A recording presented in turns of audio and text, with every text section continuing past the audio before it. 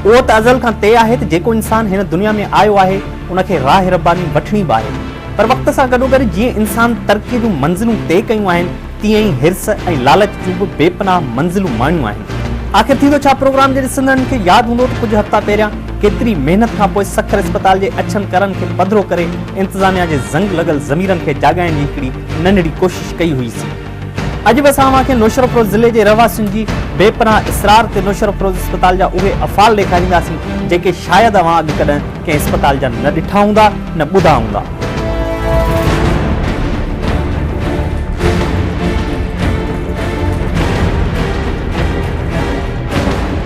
तारीख़ जे कंहिं ॾाहे जो चवणु आहे त हक़ीक़त सिर्फ़ु टिनि क़िस्मनि जी हूंदी आहे। हिकु उहा हक़ीक़त जेका अवां पंहिंजे बारे में ॼाणो था, ॿी उहा हक़ीक़त जेका अवां जे बारे में को ॼाणे, ऐं टीं उहा हक़ीक़त हूंदी आहे जेका असुल हक़ीक़त हूंदी आहे। अॼु असां पंहिंजे हिन प्रोग्राम आख़िर थींदो छा में अवां खे उहा हक़ीक़त ॾेखारींदासीं जेका असुल हक़ीक़त आहे। सखर अस्पताल जे मुकमिल तहक़ीक़ी प्रोग्राम करण खां पोइ ज़िले नौशर अफरोज़ जे केतिरनि ई नौजवाननि तोड़े समाजी माण्हुनि जे इसरार ते असां नौशर अफरोज़ ज़िले जी जॾहिं अस्पताल जो आबदी रिकार्ड विज़िट करे जाइज़ो वरितोसीं ऐं आबदी रिकार्ड जॾहिं उतां जे नौजवाननि ऐं समाजी माण्हुनि सां कचहरियूं कयूंसीं त असांजी हैरत जी इंतिहा न रही, पर उहा ॻाल्हि अवां ऐं इंतिज़ामिया ताईं बि सबूतनि सां गॾु पहुचाइणु असांजो अज़म ऐं असां लाइ कंहिं चैलेंज खां घटि न हो। आख़िर थींदो छा जी टीम नौशर अफरोज़ ज़िले में त फ़क़ति अस्पताल जी रिकॉर्डिंग लाइ वई हुई, पर असांखे त उते ढींगो ई ढेरी लॻो। प्राइवेट लेबोरेटरियुनि खां वठी वेंदे डॉक्टरनि जी लापरवाही तोड़े बेहसी समेत रिकॉर्ड तोड़ करप्शन समेत 10 ॾींहंनि जी महिनत सां केतिरा ई सबूत गॾु करण में असां कामयाब बि वियासीं ऐं जेके उन दौरान कूड़नि जा पहाड़ किराए पंहिंजी जान आजी कराइण जी कोशिशि कई उहे पिणु रिकॉर्ड करे वरितासीं।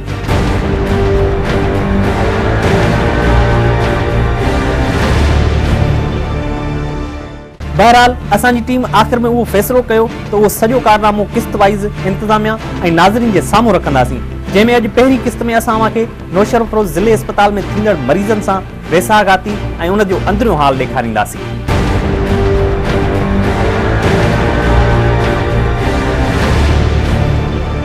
सभ खां पहिरियां असां ॾींहं जो जॾहिं सिविल अस्पताल जो रुख़ कयोसीं त असांखे अंधेर नगरी ऐं चरबट राजा वारे जुमिले जी तशरीह मिलंदे नज़र आई।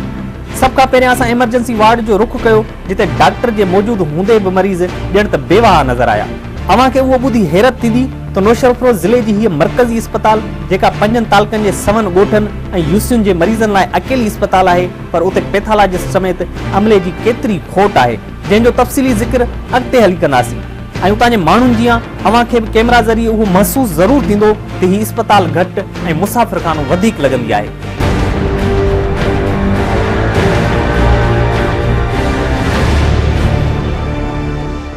हिकु अंदाज़े मूजिबि सूबे जी हर सरकारी अस्पताल में टेस्ट जी मद में 20 खां 30 रुपयनि ताईं मुख़्तलिफ़ चार्जिस वरिता वेंदा आहिनि, पर नौशर अफरोज़ जे ज़िले अस्पताल में इंतिज़ामिया पारां मुख़्तलिफ़ टेस्टुनि जी मद में समय रुपयनि जी मरीज़नि खां ओगाड़ी कई वञे थी ऐं जंहिंजो को बि हिसाब किताब या को पुछण वारो बि न आहे, जंहिंमां कुझु सबूत पिणु गॾु थी सघिया जेके पिणु अवां खे हिन प्रोग्राम में ॾेखारिया वेंदा। असां जॾहिं एमरजेंसी वार्ड में दाख़िल मरीज़नि सां संदन हाल अहवाल ओरण शुरू कया त कंहिं शाइर जूं ही सीटूं मन ते तरी आयूं त हाल मुंहिंजा पुछे मुंहिंजा ॻोड़ा हुजे, को त अहिड़ो हुजे, को त अहिड़ो हुजे।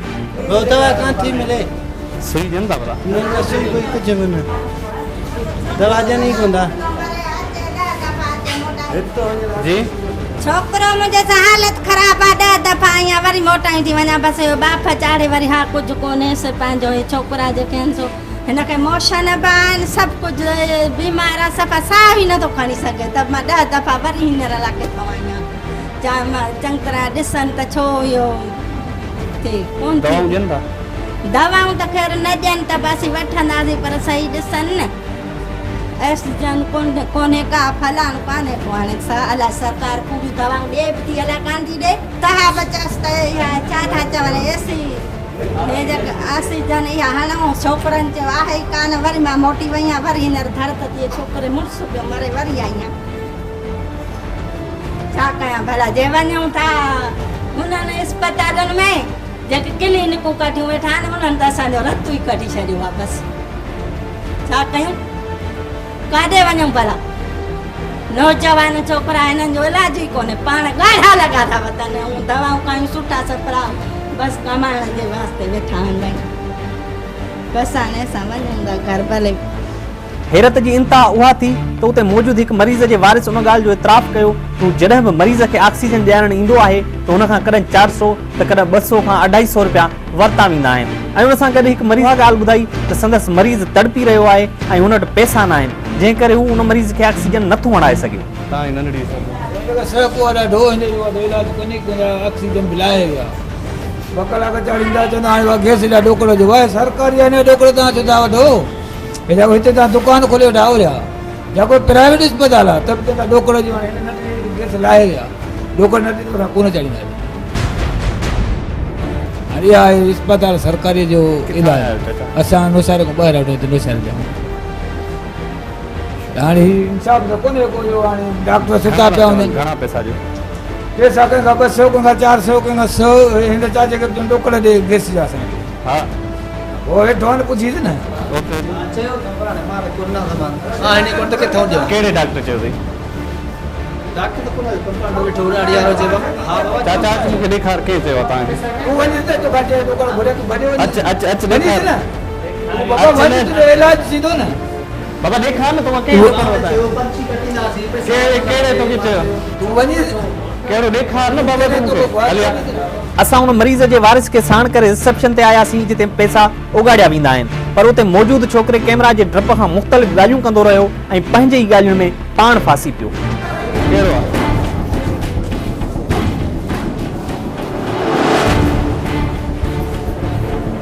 असां त ॼट चाहे हिन चयो त पर्ची कढंदासीं एमएस थो चवे अदा हे गैस आणण जा पैसा वठंदा आहियो छा? गैस जो साईं थो चए माना जेको आहे पैसे में उन वटि बाक़ी कंहिं ग़रीब खे तंग न कजो कंहिं ग़रीब खां कोन वठो हिन भाऊ खां घुरिस हिन साईं चएसि तूं ग़रीब आहीं तोखां कोन था वठो न मक़सदु छा साईं ग़रीब छा जा गैस जो फीस हूंदो आहे हिकिड़ो प्राइवेट माना के कटींदा आहिनि के कोन हे त कटींदा सरकारी आहे न बाबा हे प्राइवेट शादी आहे हले गैस सरकारी अलाए छा माना गैस प्राइवेट छा आहे गवर्नमेंट जी अस्पताल आहे न हले असांखे कहिड़ी ख़बर असां त चलो ॾेखार पर्ची कहिड़ी कटींदो आहे पर्ची ॾेखार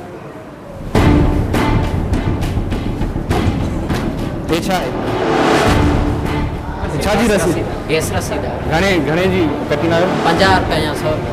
तोखां घणा पियो चए 100 रुपया भरण पिया पण मां त कोन न तमाम अॼु अंदरि 400 रुपयो पियो चए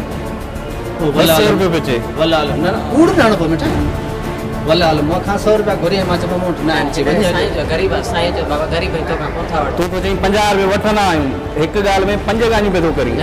मां चयो त कंहिं 50 रुपयो फीस आहे जेॾी महिल तो हे पर्ची कढी तो चयो त 50 रुपयो फीस आहे हिन खां 100 था वठूं ग़रीब आहे ऐं हुन खां बस हो तो चए 200 ॿियो तो चए 400 सॾु करे अची मूं चयो ई कोन्हे कि कंहिंखे मूंखे गैस आहे हिन भाउ खे चयो मां जो गैस जी फीस ये पर्ची को रिकॉर्ड करो भाई ये किस चीज़ की पर्ची है यार ये गवर्नमेंट में पेशेंट इन्वेस्टिगेशन फी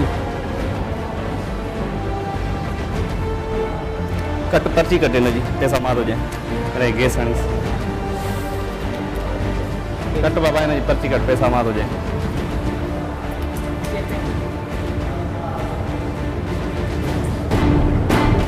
अदा कटे न हिकिड़ो पर्ची कटे मिटा पैसा मारो जाओ